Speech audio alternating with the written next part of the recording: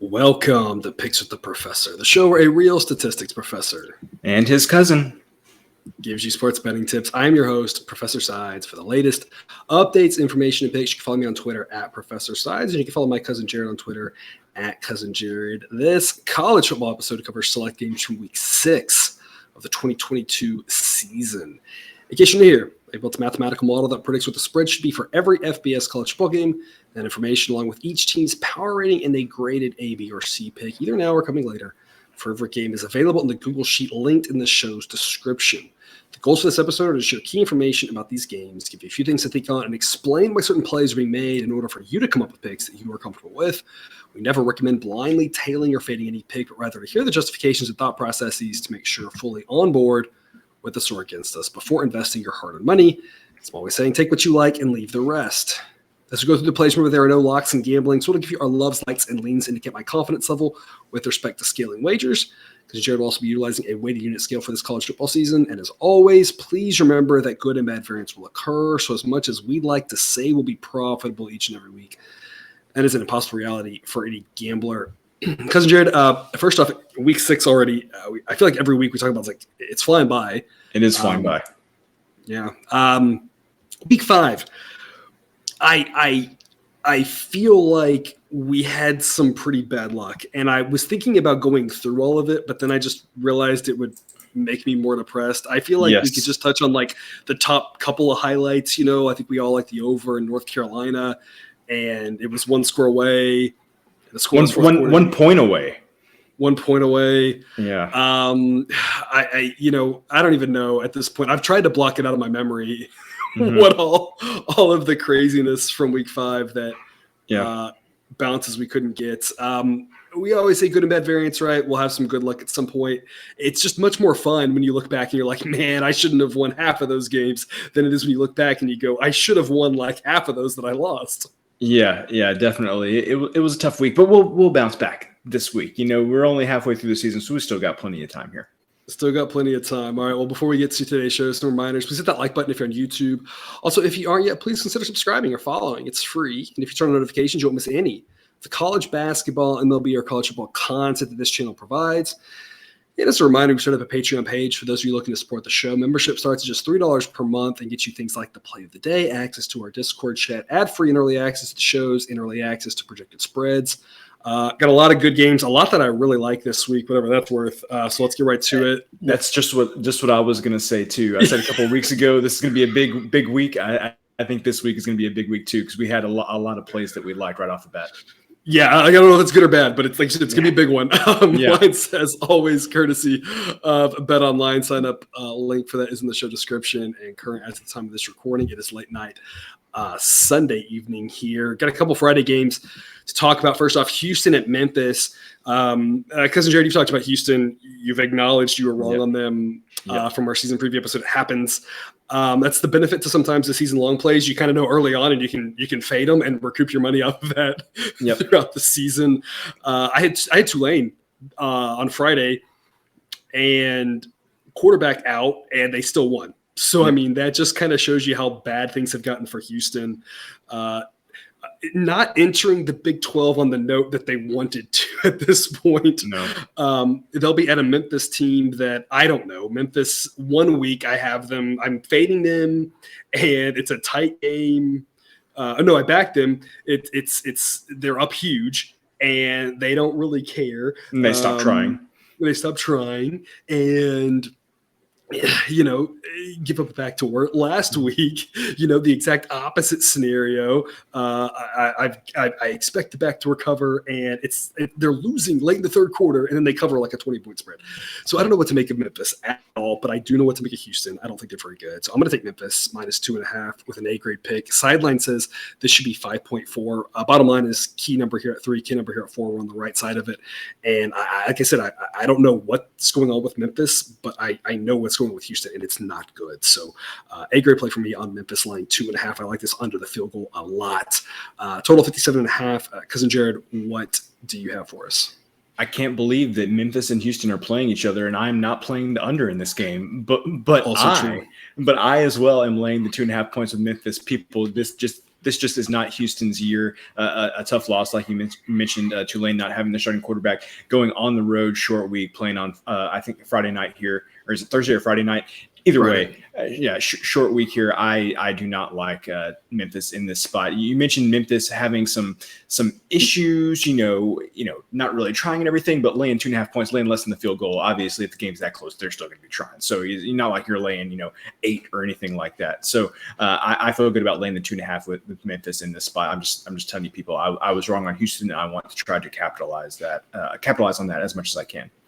Yeah, and at Tulane, their second string quarterback even gets hurt, and they have the third string guy in there. So I mean, they're just a disaster for Houston. And Tulane's a really good team, of course, but with all those quarterback issues, Memphis is also a solid team on the road. Just not a good spot for them there. Also on Friday night, Colorado State and Nevada team that has looked pretty terrible most of the season, but I think is at least on the up, and that they had just so many new players.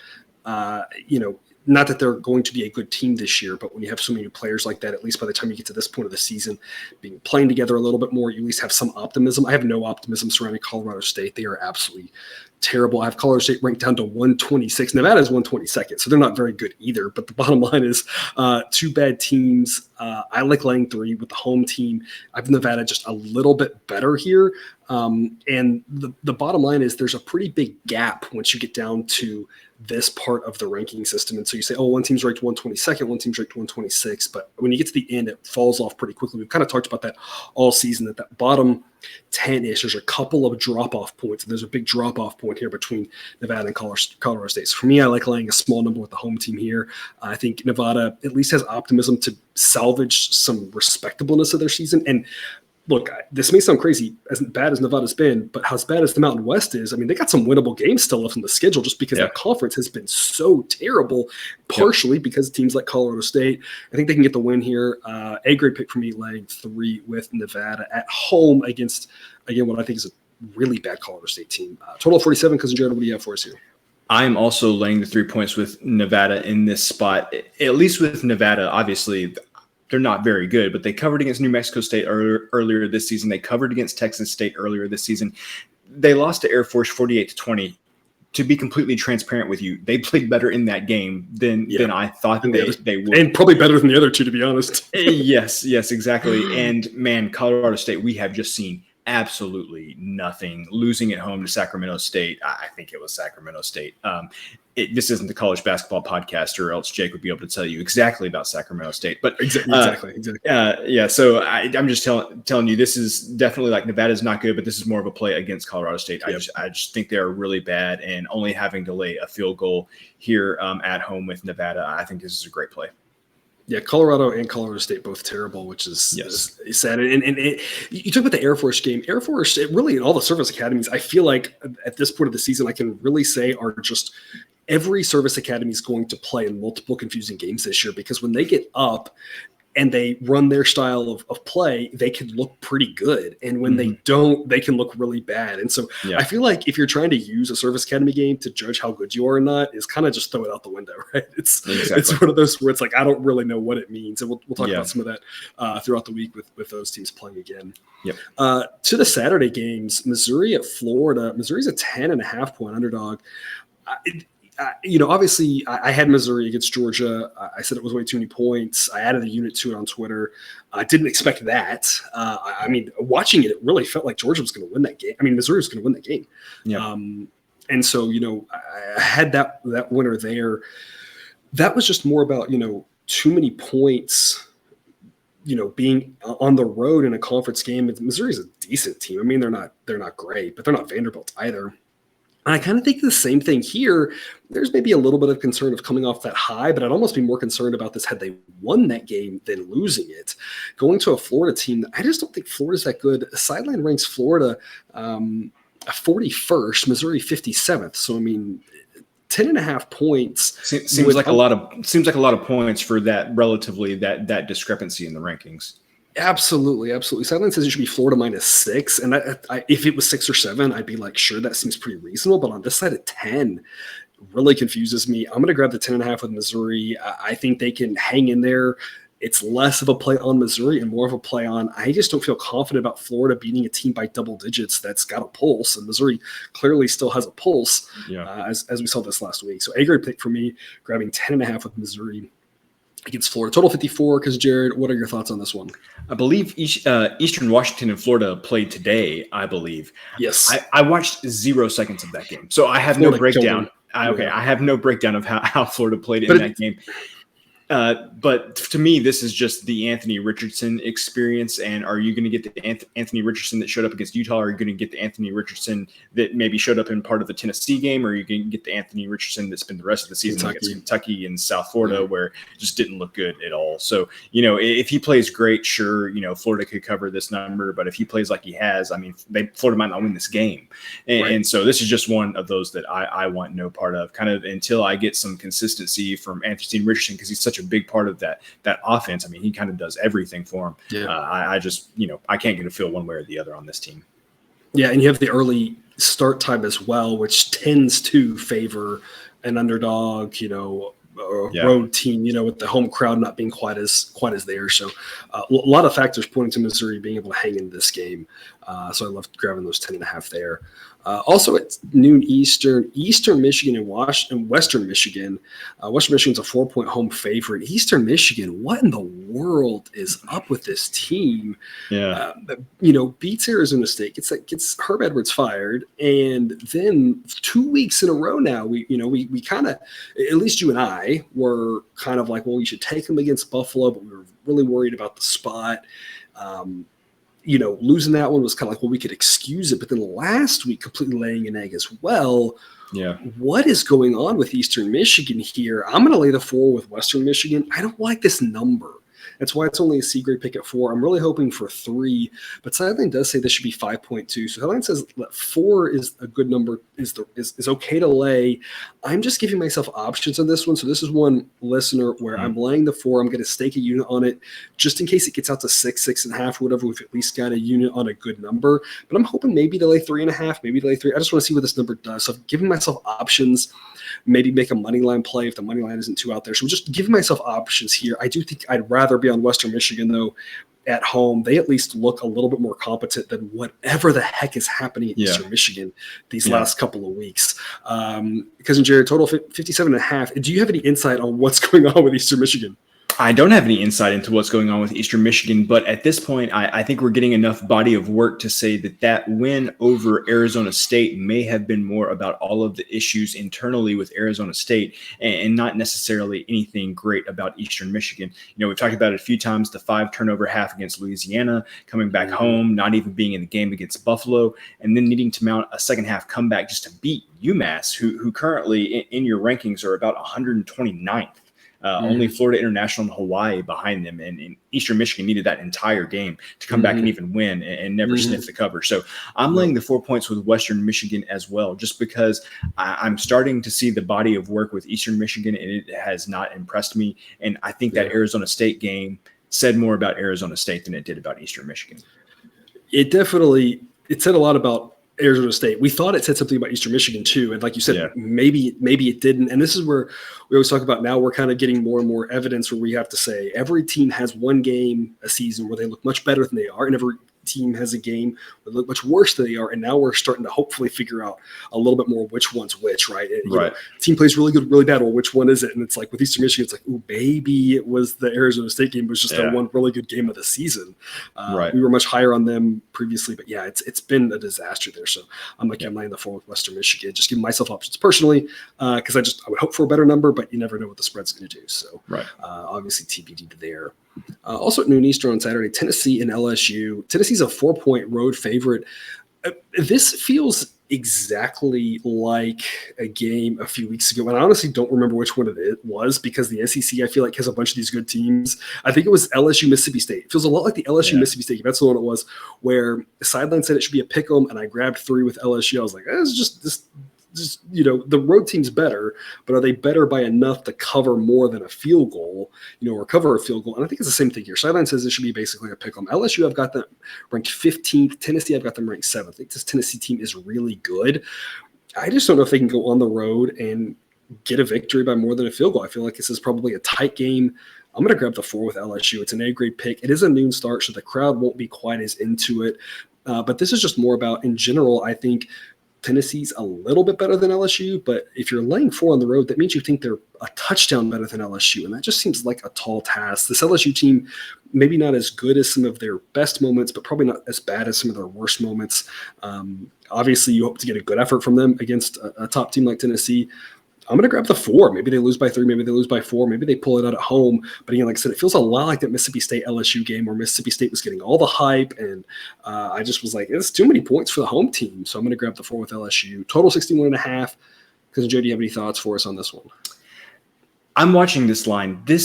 If I had set this line, I know Sideline said that it was a pick 'em. I think I probably would have said like Tennessee by 2.5 or something. Mm-hmm. Like I don't know if I would have given the entire field goal to LSU. Or I might have said 2, just given the whole more likelihood of landing on 2 these days with the weird overtime rules, right?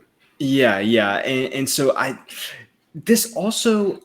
LSU is a big game for sure, but I feel like everybody has been talking about Tennessee playing Alabama next week, mm-hmm. the third Saturday in October there. And everybody's saying that, Tennessee's offense is one that can challenge Alabama's defense and it's going to be fireworks and it's going to be a really good game.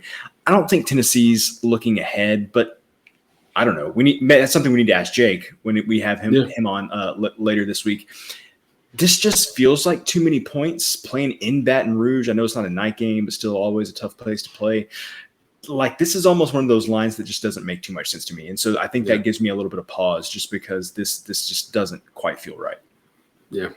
I would agree. It didn't feel right either. I'm not going to overthink it. I'm going to take the 4, but maybe you should overthink it. I don't know. It's kind of like we said, there's a lot that I really like and I don't know what that means, right? It could be good, it could be bad. Sometimes the right answer is overthinking it. Sometimes it's not. Also at noon Eastern, a lot of good noon Eastern games again, just like last week. Arkansas, Mississippi State. Mississippi State is a 5.5 point favorite. Sideline says 9.5 for this one. Because Jared, can you explain this line to me?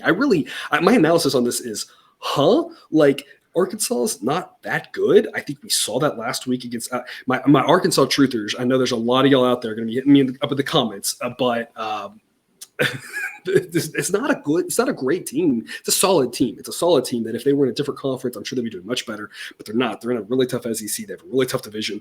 We saw them go down 28-0 against Alabama and need every bit of luck they could get to still not cover that game. With the onside kick and the botched punt and no Bryce Young for 2.5 quarters, still couldn't cover it. Botching the A&M game. I mean, very lucky to beat Cincinnati, and this Mississippi State team is solid. And I get to lay less than a touchdown at home. I mean, this feels like people got confused about the location. If this was at Arkansas, I'd be like Mississippi State minus 5.5. Okay, that's a tough one. Like Mississippi State's better, but can they win by a touchdown on the road? Arkansas is a tough place to play, right? But I feel like the location's flipped. I don't know what the heck is happening here. I'm laying the 5.5. I'm running to the window to lay 5.5 with this one. Another A-grade play for me. Can you explain this to me? Because it makes no sense to me. I cannot explain it to you. So I am also laying the 5.5 points with Mississippi State. The number one with a bullet on this is the Arkansas pass defense just hasn't been good all season. And, Mike Leach team. It's. I don't feel like it's going to go well for the Arkansas defense in this game. The other thing is, like, KJ Jefferson, like, he didn't look great the past couple of weeks. I mean, I don't know. I just don't have a lot of faith in this Arkansas offense right now either. And so, just the fact that pass defense has been, questionable at best, and then what I've seen from their offense the past couple of weeks, I feel like laying the 5.5 here is too easy. Yeah, I agree. And I feel like I rarely say that, but this feels too easy. Yeah. Maybe we're off on something. It just feels like Mississippi State is pretty decently better than Arkansas.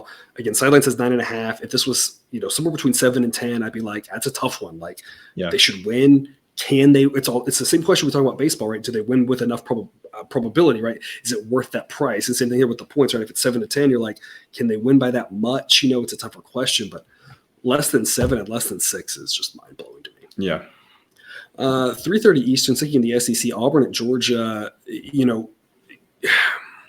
Georgia has issues running the ball, and I can't believe I'm saying that. I feel like that's not been a thing really with that team, and it is really killing their offense.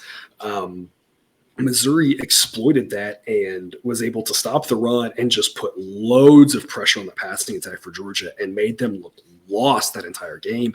I don't know if Auburn can do the exact same thing, but they sure got a week to game plan, and they've been given the on a platter. Right. Here's exactly what you need to do to try to stop them. 29.5 is just a lot of points, especially when you look at this total of 48.5. I'm going to grab all 29.5 points. My stance typically is take favorites earlier in the week because the lines are going to go up, take the dogs later in the week. I don't know if this who's backing Georgia laying this many points. I don't know on this one. I'm just going to grab this. It's north of 28. I'm going to grab it in a hurry. A-grade play for me. Sideline says 23.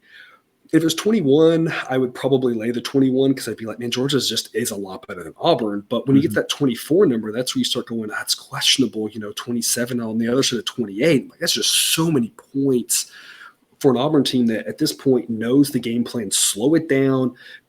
Georgia can't run, get after the quarterback, and frustrate Georgia's offense. I mean, this isn't quite the same Georgia team that's able to go out there and put up 60 before you can blink.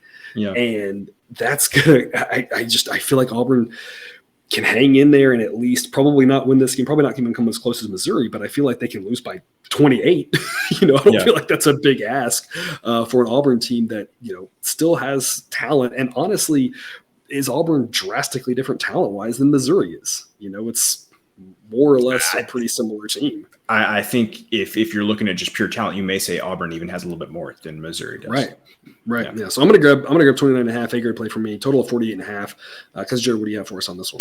Official play for me. I'm on the under 48.5 here. I feel like the two ways this game goes is Georgia either wins 45-0 or Georgia wins like 27-17. And so I think either way, the under 48.5 seems like a pretty good play. I think Auburn's defense has been playing admirably for how inept their offense has been. I think their defense has still been playing well. One other kind of take that I have on this game is if you think Auburn is going to cover, in my opinion, I think they're just as likely to cover like by 10, 11, 14, 17, 20 than they are, 27, 28, something like that. So if you wanted to look at like some kind of alternate spread line and get some plus odds at like Auburn plus 23 or Auburn plus 21, 20, I'm just making up these numbers. But if you wanted to look at some plus odds there and on a reduced spread, I think that makes sense too, because I think if Auburn does cover, I think this game's going to be like 28-17 or something like that. So if that's something that you're inclined to do, just maybe another way to look at this. Yeah, so something like maybe one of those like plus 14.5 or 17.5. Yeah, where you get some really big plus odds might be worth half unit just to stab just to see if they can hang in there or something. Yep. Yeah. 3:30 Eastern, Wisconsin and Northwestern. Wisconsin firing their head coach here today. Didn't see that coming. I did not see that coming. We talked last week about the coaches in the hot spot. Yeah. I don't want to get too, we're not talk radio, right? So I don't want to get too deep into this, but I do think it's important to talk about just for a second because I'm of two minds at this, right? One is Wisconsin getting all of 2 rushing yards last weekend, and the way they've looked this season. This move was begging to be made. But on the other hand, you have to look at the long list of programs who are not blue bloods. And even if you want to include some blue bloods like Florida having issues with this and Texas having issues with this and a couple, USC having issues with this of firing a coach that things are going well, but not perfect and getting worse. You're familiar with this as an A&M fan and alum. It's questionable from things aren't necessarily going to get better with the next hire, but you look at how bad Wisconsin was playing and you say, something needed to change, right? They should be playing better than this. So, it's one of those like long term. I don't think I am a fan of this move, but short term, you can't. You can't. Facts are facts. Yeah, facts are facts, right? Yeah. And this Wisconsin team was really struggling. I'm going to lay the 9.5. I like that this is a single digit number here on the road against a pretty bad Northwestern team. A Northwestern team that hung in there in terrible weather conditions against Penn State. I think if that game is played under sunny skies, and I think I mentioned this, there's the hazards of locking in a big number on a Sunday night. And back then, we didn't know at all what Ian was going to do and how it was going to affect things. I think if that's under different conditions, that game gets a lot uglier. As it is, they hung in there admirably. So Northwestern, clearly not quitting. But I still have them ranked 93rd. And Wisconsin, as bad as they've looked, down to 38. I mean, it's not good in Wisconsin. It's worse than it's been in a long time there. But they're still a much better team than Northwestern. I don't see Northwestern doing much against Wisconsin. I'm going to lay the 9.5. It's a B grade pick. I don't know if there's any bounce back, any firing coach effect. I have no idea on anything like that. I'm just saying I think Wisconsin's a better team by a decent amount. If they can figure out what the heck's going on there, they should be able to prove that. Sideline says it should be 12.6. The most likely outcomes in this game are some combination of 10, 13, and 14. We win with all of those. So I'm going to lay 9.5 with Wisconsin on the road here. Total of 44, not a very large number. Cousin Jared, can there be enough points to get to 44? I'm looking at that 44, and I'm kind of thinking that under is maybe the way to look. Yeah, that's the way. If it were 45, I'd like it a lot more. Okay. But man, I agree with you. I don't know how points are being scored in this game. I'm not making a play here just because, you would think this is a bounce back spot for Wisconsin. Northwestern's really bad. But I never want to predict how a team's going to react to having their you just never know. You never know. I do want to ask you though, kind of like a question on sideline here. So with Northwestern only losing that game by a touchdown or 10 points, however many they ended up losing to Penn State by, would that give them a bump in the sidelines rankings when the reality is like that bump may be artificial just in a large part due to the weather? Like, I guess what I'm asking you is, should we maybe knock Northwestern down a peg or two just based on the conditions they played in last week? Reasonably, that result probably gave them about a 1 point bump, and it might be an artificial 1 point bump. Yeah. So, I mean, sideline says 12.6, but looking at it, maybe a half to a 1 point bump that you might say shouldn't be there. So maybe it should really be 13 and a half. Absolutely. Okay. Yeah. Just listener, viewer, wanted y'all to have all that information there. If you take the weather out of that game, maybe Northwestern is down a few more spots here. Maybe there's an extra point in this spread that you wouldn't have otherwise. So just kind of wanted to discuss that. Yeah, absolutely. And like we said, I kind of like this under 44. I'm kind of like you. There's not really a rush to play it at 44. Let's just kind of see what happens, because 44, 43, pretty much the same thing for the most part. Missed the under in Wisconsin, Illinois that I played on Saturday by one score, and that was a game where Illinois had 3 short fields because of Wisconsin turnovers. So I kind of see a similar setup though, where like that under another one, like talking about all the bad luck, right? That was one right there that it missed by one score, and like all we just need was one of those not to be turnovers so deep in our territory. You play that game, 100 times, and that goes under. Way more than the one reality. And I think the same thing here. Assuming there's not turnovers like that, 44 seems like a lot, but I'm like you. Like maybe if it accidentally gets to 45, then we've got a lot more value, and that's when you run the line in. Otherwise, we can just wait and see where it goes. There's no rush. Exactly. Also at 3:30 Eastern, Tulsa and Navy. Tulsa is a 6.5 point road favorite. Tulsa, I feel like, is getting better this season. They're impressing me more and more. Yeah, I think so. Navy, I mean, there's nowhere to go but up when you lose to Delaware, I guess. So I guess you could say the same about Navy. They played well this last weekend. Kind of as I mentioned, though, anytime, I mean, they are a service academy, but also anytime you play a service academy, I feel like you just got to throw it out the window because it's just a whole different ball game. I'm going to lay the 6.5 with Tulsa as a B grade pick. I'd rather lay 6, so I've only got 2 units on it right now. It was 6 earlier in the day. So if you were able to lock in that 6 because you had the early projections, then kudos for you. I'm going to hope it goes back down to 6. If it does, that's an A grade pick. At 6.5, it's a B grade pick, especially knowing these days when you get to overtime, winning by 6 is possible in the first or the second overtime, of course. So I like Tulsa here against Navy. I think they can get the job done. I'd rather be laying 6 and 6.5. That's why it's only a B grade pick. Total's 46.5. Cousin Jared, what do you have for us? I do not know on Navy totals. Like, you always want to go under on the Navy totals, right? Right. Because either Navy's not going to score, or if they are scoring, it's not at a fast clip, and that means they're holding the ball for a long time and keeping the other team's offense off the field. So, an under with a Navy team never feels wrong. But I'm going to lay the 6.5 points with Tulsa here. I agree with your assessment. I think Tulsa is getting better.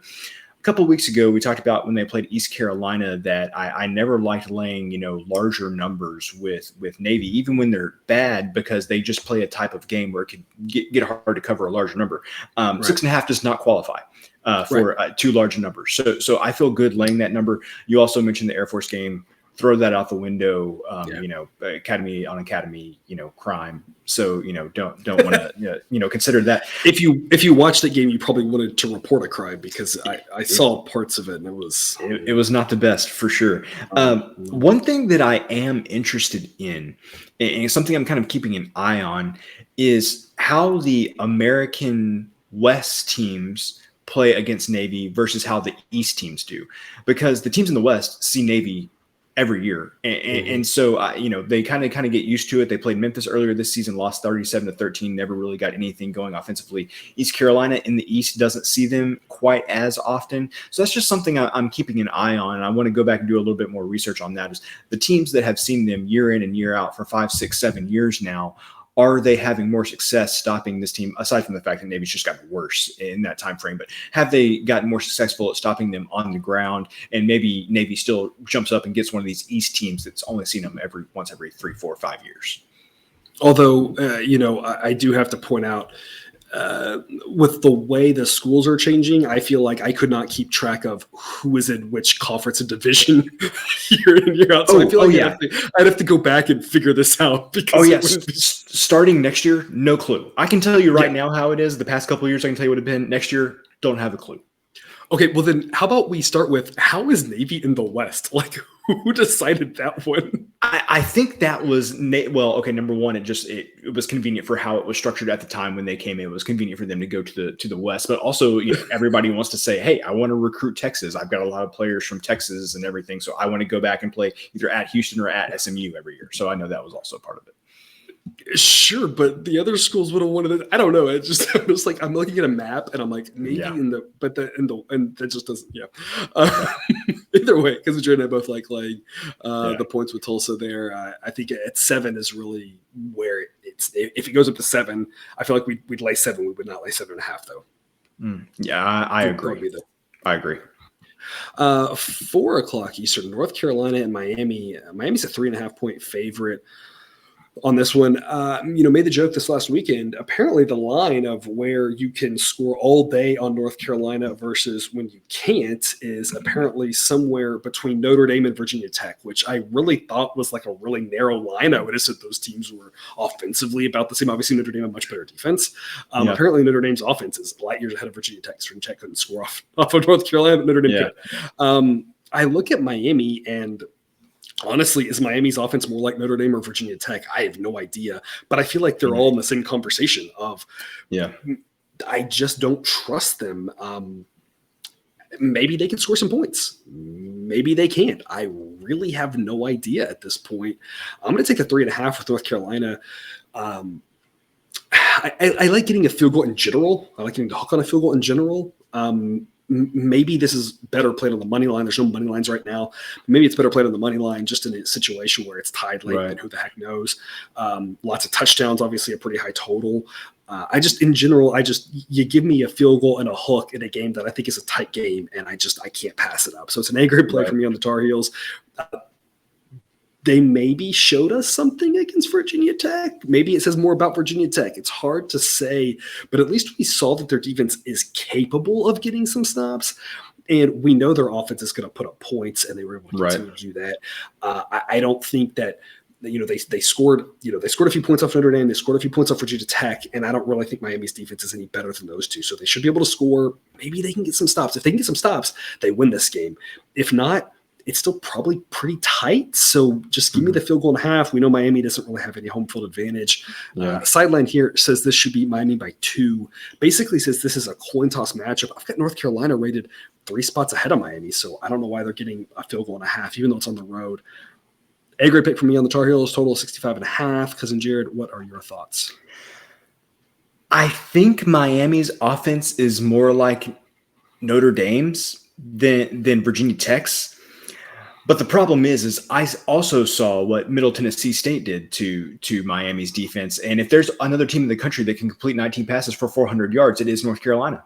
And so The total here is too high. Like you want to obviously every North Carolina game you want to play the over, but 65.5. This is scary high. Yeah. I think I'm I saw this. I was like over it. I was like, 60. Ooh, nah. Yeah. So this is one of those things where I really like your assessment of will the 3.5 points matter in this game, and I'm not sure it does. So this may be one that I'm watching later in the week. If it goes higher, maybe you take the points. If it stays here, take the 3.5 points. If it goes down 2.5, maybe you just play the money line at that point. So this is one of those, like, I don't want to get invested right now. I'll just kind of see what it does throughout the week and then maybe change my play up a little depending on how it goes. But I just don't. I think that Miami is going to find a way to score some points, and I think North Carolina is going to score points. And so who knows where it falls at the end. But I think there's going to be value on the Tar Heels here. Yeah, you make it come up Middle Tennessee State. It's like I just don't see how Miami stops North Carolina. Yeah. And again, maybe Miami scores a bunch too, but I feel like North Carolina is going to put up some points. So it's like, why are they getting points? It's almost like we're talking about with North Carolina. It's just in general, take points, don't lay too many points. Now, it turned out where they clocked Virginia Tech, so it didn't work out for that game. But in general, North Carolina plays fun, exciting games. So if it's any reasonable amount of points, just take them and run. No matter which side you're on, you know? Yep.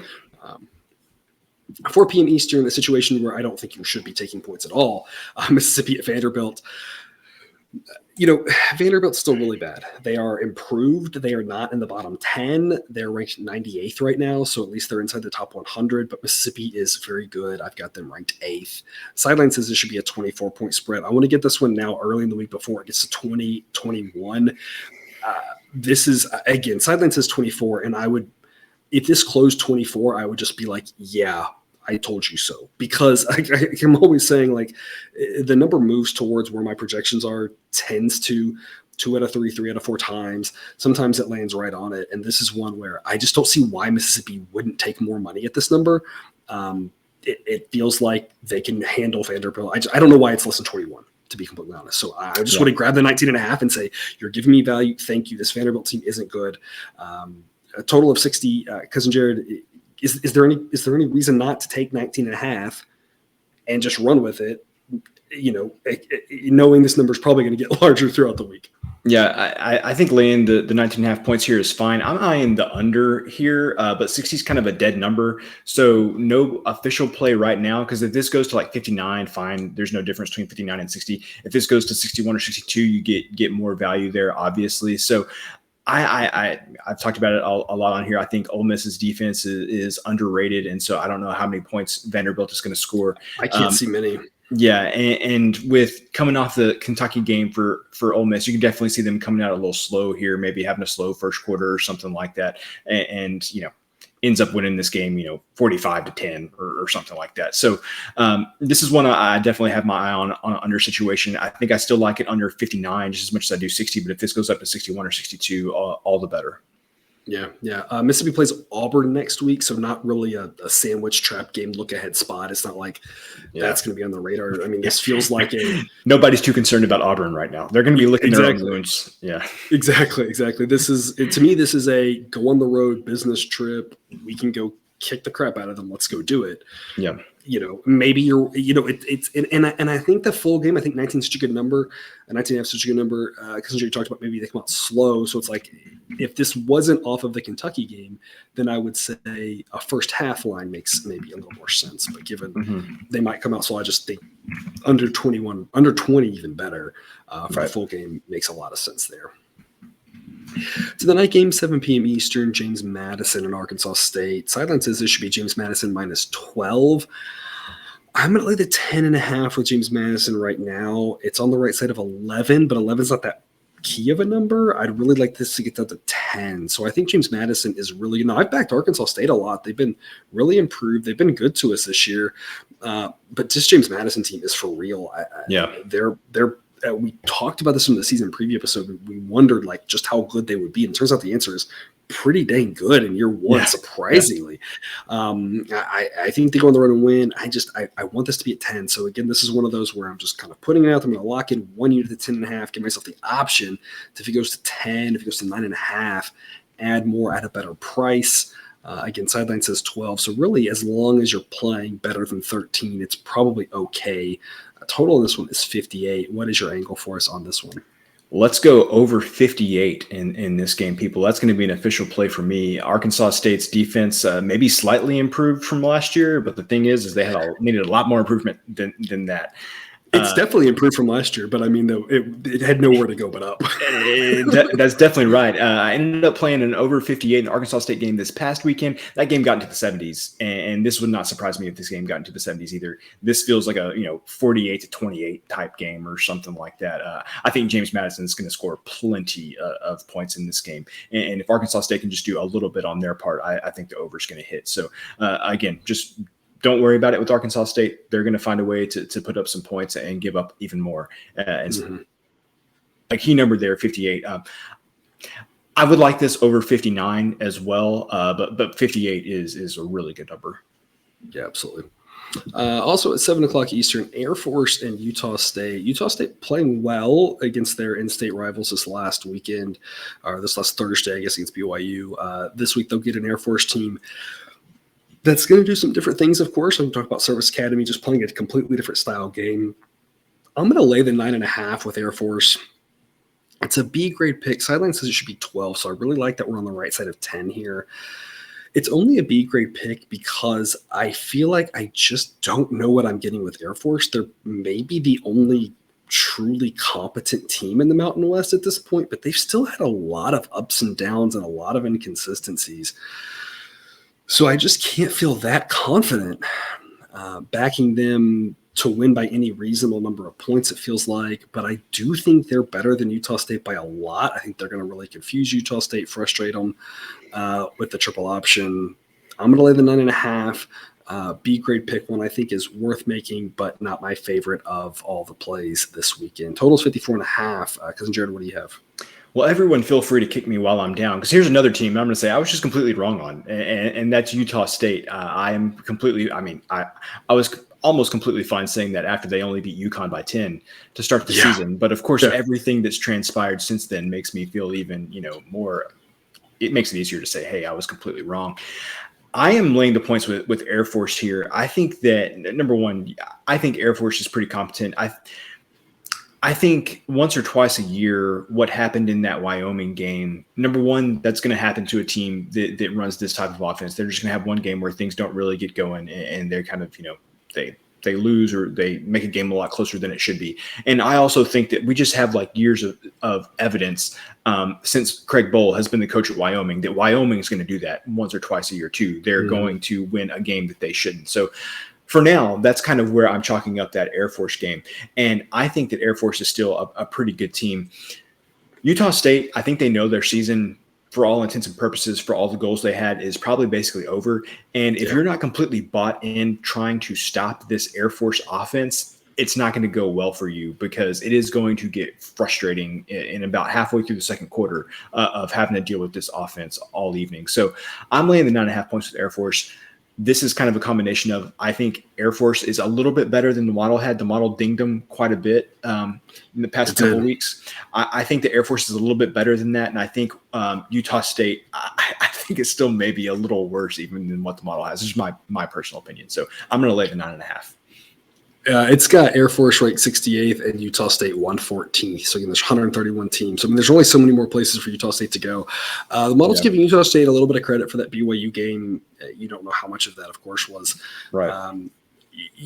Again, Utah State, not too dissimilar to what we talked about for the top of the show with Nevada, a team that lost a lot of players. Things will kind of maybe start looking up a little bit more. So, of course, looking up from very, very, very bad is different when you're playing a bad team versus when you're playing an Air Force team. That, like you said, is definitely competent. And like I said, maybe the only competent team in the Mountain West, maybe still Boise, I guess. I mean, who knows? Who knows with Boise? Can we bring Jack back one time just so he can break down Boise State for us? Because I feel like he literally would have lost all of his hair at this point from pulling it out himself. with Boise. Yeah, hey, I got an A grade play on Boise last week. I told y'all, I figured out Boise. It's taken me a decade, but every time you think they're terrible, you got to back them. And every time you think they're good, you got to fade them. And sure enough, and that first half, man, I had given up on them in that first half. On Friday, I was like, this is terrible. Then they came back and just smoked them. I was like, finally. Sticking in the Mountain West, Wyoming and New Mexico, I'm like you. I think that Wyoming, I saw that Wyoming San Jose State game, and I think San Jose State's a little bit better than I gave them credit for. Obviously, I think I was giving Wyoming just too much credit for the Air Force thing. I think you're right. I think we talked about earlier, trying to find that one game, was that one game just really good? Was the one game really bad? I think that was just the one game where they just kind of played over their heads. Everything went right for Wyoming. I don't think they're a very good football team based off of the totality of work that I've seen from them. And New Mexico is obviously still not good, but at home getting the field goal in the hook, I'm maybe it's a sucker bet, but I'm falling right for it. I'm taking the 3.5 with an A grade pick. Sideline says this should be Wyoming by 1.5. The difference between these two teams is just not large enough to go on the road and win by more than a field goal. And look, a total of 38, getting 3.5 points with a total of 38 is like getting 15 points, it feels like in most games. I mean, points are going to be at a premium. So starting off with the field goal and the tiebreaker off the field goal, I think is really just way too valuable to pass up. It's an A grade pick for me, and I want to get this at 3.5. If it goes to 4, sure, that's even better, but I'm thrilled getting 3.5. I'd be fine with 3. I just love getting the hook as well, and I just want to make sure we lock this in. I think it should be 2.5. And if it gets to 2.5, that's where it's really lost all of its value. Just so much value around the number of 3 in these tight college football games, especially with these low totals. So I just want to lock in at 3.5. A grade pick for me on New Mexico. I don't think they're good, but I don't think Wyoming's good either. So I'm going to take the Lobos at home. Yeah. Shockingly here. Cousin Jared, total of 38. And I know it's a low total, but I mean, I don't know how many points are going to be scored in this one. Yeah, so I think that I don't have an official play on this game, but if what I would tell you is I think you either take the points or pass, or you play the under or pass. I don't think there's any way in good conscience you can go any other way in this game. I just don't see it, being very tough to get some points. I usually don't throw this out here, but like if in the teasers, if that's your thing, like tease this total up to 44 or 45, and I mean, I have no idea how this game would go over that number. So if you're into teasers for any type of thing, tease this up to 44 or 45, and I think you've got a really good shot at going under that number. I'm like you. Teasers are usually a sucker bet, and you should generally not do them in college football. But this is one where I would agree with that. Like the best time to tease and a total anything in college football is a really low total. Get it up an extra like 6-7 points, and you're like it's never going to get there. Yeah. We're going to go right to another one of those here. 7:30 Eastern, Iowa at Illinois. Maybe just tease both those up, right? 35 for this total, and I look at it and I say I'm thinking about here locking this 35 under. I don't see how there's going to be points in this one. Right. My favorite play though is Iowa getting 3.5 at Illinois. Illinois much improved. Model likes them a lot. But I just think getting a field goal is too much. I think we're a little down on Iowa. Been a lot of controversy, of course, and quarterback issues and all that other stuff. But I see what they did against Michigan. They almost covered against a Michigan team that is a terrible matchup for them. And that's why we talked about this last week. It's just it's you saw what happened last year in the Big Ten title game. A Michigan team that is so good, offensively, when they're doing what they can do, when we've seen what they can do, right? When they're running, their style of offense, they can actually score on Iowa, but a good enough defense that Iowa has no chance of scoring on, really. I mean, it's just a terrible matchup for Iowa, but this Illinois team is the exact perfect matchup for Iowa because it's like looking in a mirror, a team that just wants to grind it out and play good defense and run the ball and, time travel back 50 years to what football used to be, that sort of thing. It's a perfect matchup for them. I don't know who wins this game. I don't know how many points there are going to be. Give me the field goal and a half with Iowa. I think it's going to be a tight, ugly, low-scoring, boring, put you to sleep. Don't drink alcohol and consume this game because you will pass out on the couch. It's going to be that boring. Right. But I'm gonna take a 3.5 with Iowa. It's an A-grade pick for me. Like I said, I'm looking at that total of 35 and just saying, whether you tease it up so that you can go under or just go under, I just don't see how there are points in this game whatsoever. Because Jared, what's your take? Two things on this. Number one, this reminds me of the Iowa-Nebraska game last year where we were getting 3 points with Iowa against Nebraska, and we all looked at ourselves and was like, who is making these lines? Because you knew last year that Iowa was going to find a way to win that game, and Nebraska was going to have some terrible turnover late in the game that made the difference. And sure enough, that's exactly what happened. Yeah. I feel like we're in the same boat here where it's not necessarily schematically the same. Illinois brought in the offensive coordinator, I believe, from UT San Antonio last year. So they don't exactly look like you would think that a Brett Bielema team would schematically, but it's the same principle. They want to outmuscle you, move you off the ball. They want to have that power run game. Like, are you really telling me that Illinois is going to be able to out Iowa? Like, that's what I said. It's a perfect matchup for them. It's like looking in a mirror and Iowa's like, wait, we invented this. Like, let's go. Exactly. It's like there's three brothers, and Iowa had to play Big Brother Michigan last week, and now Iowa gets to turn around and be like, you know what? I'm going to take out all my frustration from losing to Big Brother on Little Brother here. That tries to do the same thing I do. That's not as good as I do. And so now, don't get me wrong. I would love for Illinois to cover this game because, having Illinois be good will be exciting. Brett Bielema back at the top of the Big Ten West will be great, but I just don't see it happening. Iowa's one of those teams that's just like annoying how they continue to win and do what they do. And I don't think that narrative stops on Saturday. So I'm taking the 3.5 points here with Iowa. And again, with such a low total, how are we getting a hook on this as well? This makes no sense to me. This might be one of my favorite plays of the year. Yeah, absolutely. Silence says it should be a pick 'em, and I think that's exactly what happened last year in the Iowa-Nebraska game. I think Model said pick 'em basically, and it's like, why are we getting? You know what? I'm putting 2 units on this. Let's do it. 2 units. I mean, 2 units. Like, I mean, why wait until later in the week? I mean, this is, like I said, not going to get very many options. I'm going to go lock that in on BetStamp right now as he talks about the next game. All right, and like we talked about last year with the Iowa-Nebraska game, a unit on the money line, half unit on the money line. Whenever those come out. Not a bad look either. Iowa's got a really good chance to win this game. And like I said, getting the field goal is just like, this game is destined to be tied. Something stupid like, 12-12, late in the fourth quarter. Could be. and it's going to be like, hey, getting a field goal and a hook, like, ain't nobody getting a touchdown in this one. Like, we got it covered. And when it's 12-12, one team has 4 field goals and the other team has a touchdown, a field goal, and a safety. And a safety, yeah, exactly. It's going to be a weird one. Yeah. Also at 7:30 Eastern, Clemson and Boston College. Boston College figuring out how to football finally last week, playing inspired against Louisville. Clemson continuing to look maybe back.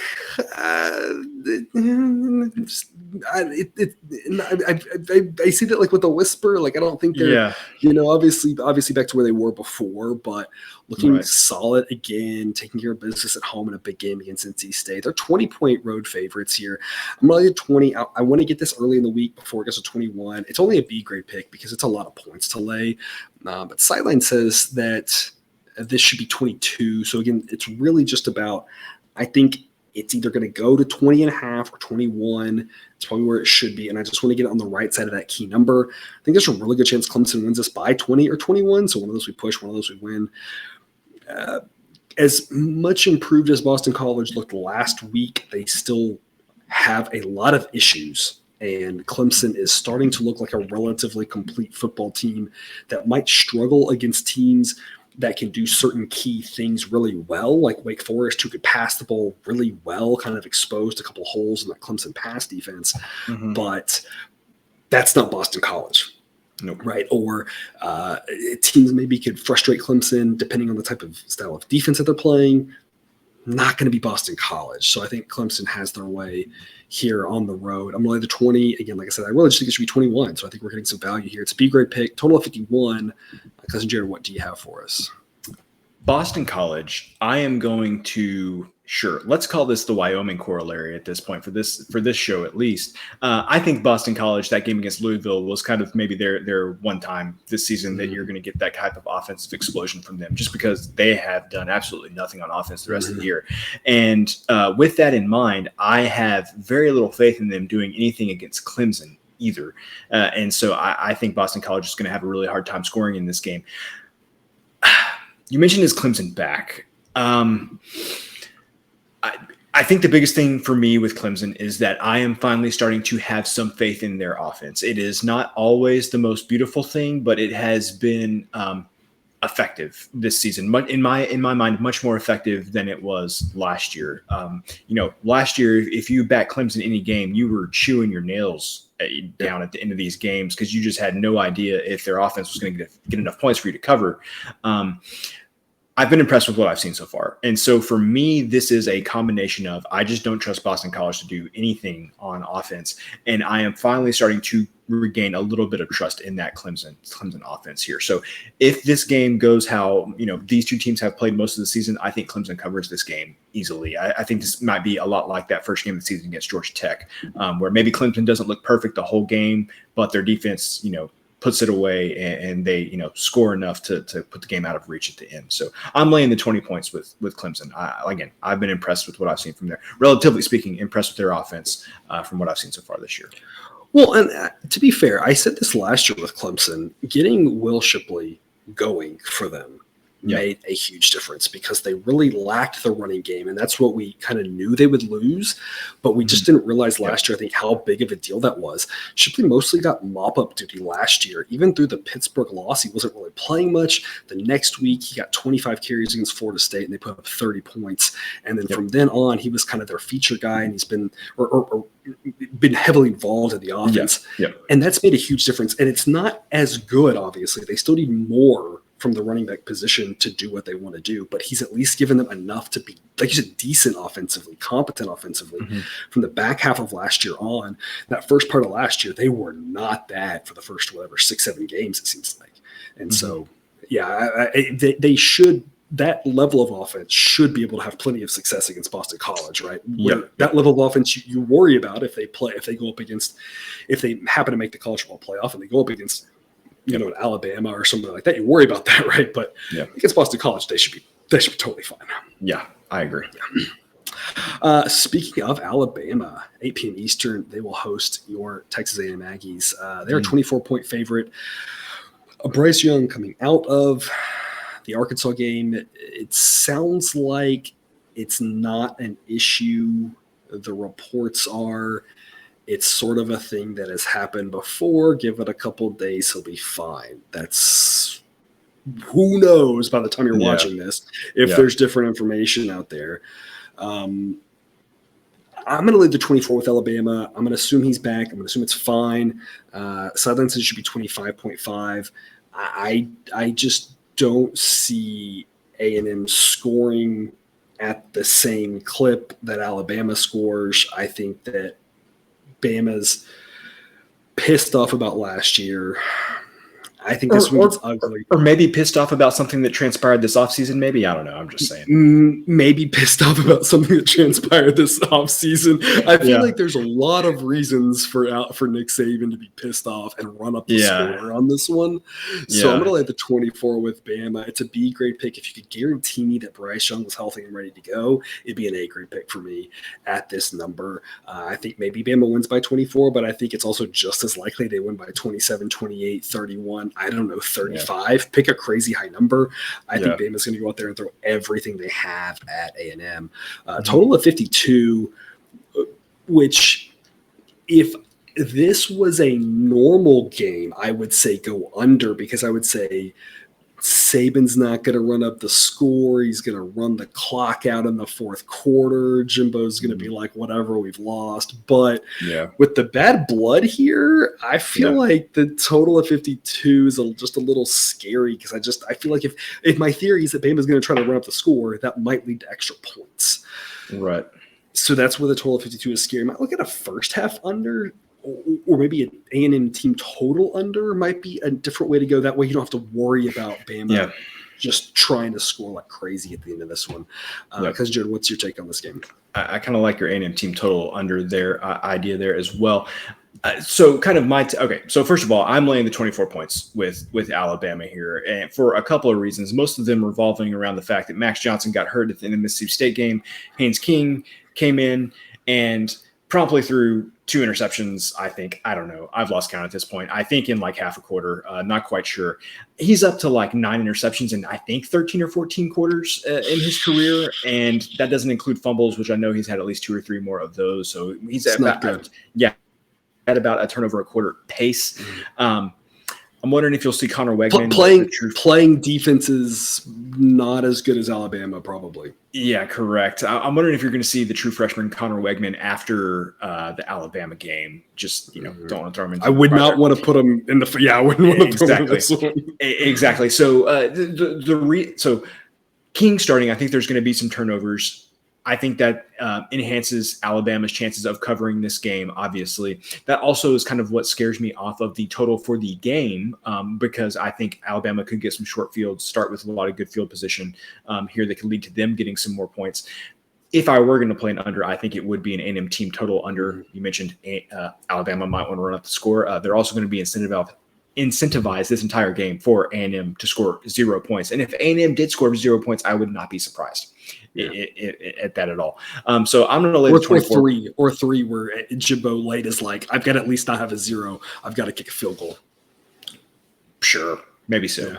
I don't know. The buyout's like $86 million or something like that because that's floating around Twitter. But so I'm gonna. That's an insane. Hold on, that's an insane number. I just have to comment. That is an insane number because the entire contract is guaranteed. The whole thing, all 10 years or whatever's left now is 9 or 8 years at this point. The entire thing's guaranteed. So everything's fine. I feel like that's a good way to sum it up. Everything's fine. Everything's fine.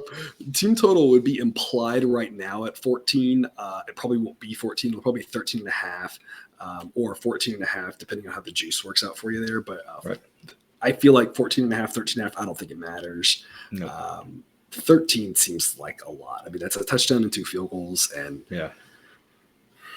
I mean, I think Arkansas's offense is much better than A&M's. I mean, A&M won that game on the strength of their defense, not on their offense, right? So, I mean, I feel like it's just a huge step down in terms of offensive caliber. And like you said, with the quarterback situation for Alabama, I feel like they're going to have a field day on defense. It's going to feel like the Alabama defense of old, I feel like, this weekend. Yep, I agree. At 9 p.m. Eastern, Oregon and Arizona. Oregon only a 12.5 point favorite on the road here. I'm going to lay the 12.5. I like getting this under 13, under 13.5, under 14. 13 and 14, the 2 most common outcomes for this one. If you look at the spread, Sideline has this at Oregon minus 19, though. Again, an Arizona team that we've talked a lot about that is definitely improved up to 92nd, according to Sideline, but they're still not a very good football team. I think Oregon can go on the road and kick the crap out of them. We got the cover with Oregon last week. Sideline actually nailed the spread exactly on that one. And I think that's something similar here. I cannot believe that we're getting through the key numbers of 13, 14, and 17 on this one. I just think Oregon's a pretty good football team, and Arizona, again, as much improved as they are, that 3-2 record is not reflective of anything given who they've played. Total of 69. I just love Oregon in this spot. Because, Joe, what do you got? I am laying the points with Oregon here on principle, just that the Sideline makes this such a higher number and you're going through so many key numbers there. I'm laying the points with them. And it's one of those things where, okay, maybe you think the people that are setting the lines, they're making adjustments. We talked about has sideline kind of leveled off where they see a team? Is there a team that is continuing to improve every single week? Is there a team that's going down every single week? Maybe the people setting these lines are, not seeing that yet, so they're adjusting the line one way or the other. But sideline, ironically enough, you go look at where they have Arizona compared to where they started the season and where they have them now. It's almost literally the exact same thing. Arizona, their rating has not changed almost the entire season. And Oregon obviously went down after the loss at Georgia, but then has gone back up and has remained pretty steady. So, any way you kind of look at this from, a statistical perspective, I can't get to this number. And when I look at with my eyes what I've seen play out in these games, I also cannot get to this number, just because, Arizona may score some points, but I don't know how they're going to stop Oregon. Because Oregon's just looked really good on offense. So I'm laying all the points here with Oregon. This is just one of those with LSU, it didn't make sense, and it's like I respect I respect Tennessee. I respect Tennessee enough to be like, I don't know about that. I don't have that same respect for Arizona, and so I'm going to lay the points here. Yeah, I agree. And I don't want to belabor the point too much, but I mean, how is this not any different than the Mississippi State game that we talked about in two, where we said there's all this hype on Arizona, and I was like, y'all, this number is way too low. And sure enough, by the end of the week, it got out closer to my number, and Mississippi State destroyed them. And it's like, this is the same thing. Like the Oregon's and Mississippi State are, by the end of the year, maybe we'll say one's definitely better than the other. But at this point, like it's kind of, they're both really good teams. Right. It's hard to say necessarily who's better than the other. And I don't see how this game's any different than that one. Mississippi State was in control from the start of that game. And I think Oregon will be in control of this too. It's like there's this hype around Arizona because they can score now. But like you said, they will not be able to stop Oregon. Right. And like I said, I feel like this is, Mississippi State won by 22. If Oregon wins by 22, I'd be like, yeah, that seems about right.